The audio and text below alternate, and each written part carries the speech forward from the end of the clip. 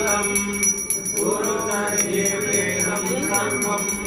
यद्भूतं यच्च भव्यं उदाहृतत्वशेषान् यदन्येनातिरोहति एतादृशस्य महिमा भगवज्ञानाच्च गुरोः पादोऽस्य विश्वाः भूतानि त्रिपादस्यामृतं दिवि दिवायोर्धौतैः पादोऽस्येह भवत्पुनः ततो विश्वं व्यग्रामद्राजः नशने अभि तस्मात् विराडजायत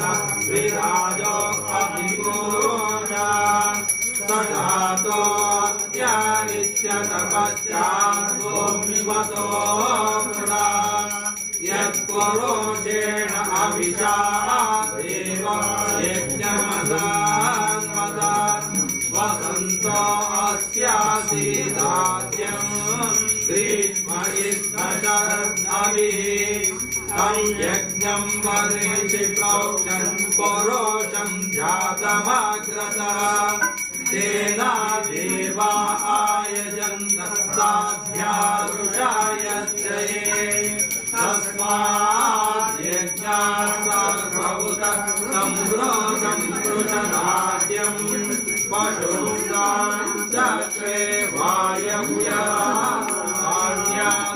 वायव्याग्राम्याश्रये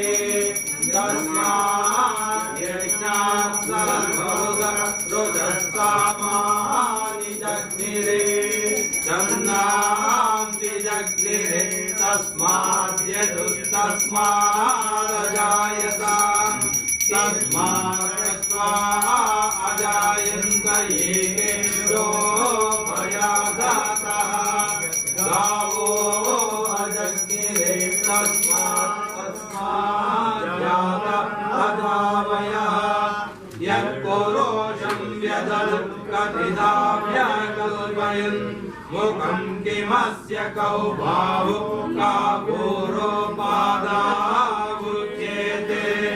ब्राह्मणोऽस्य मुखमासि बाहुराजन्यकृतः पूर्वोदस्य यद्वैश्य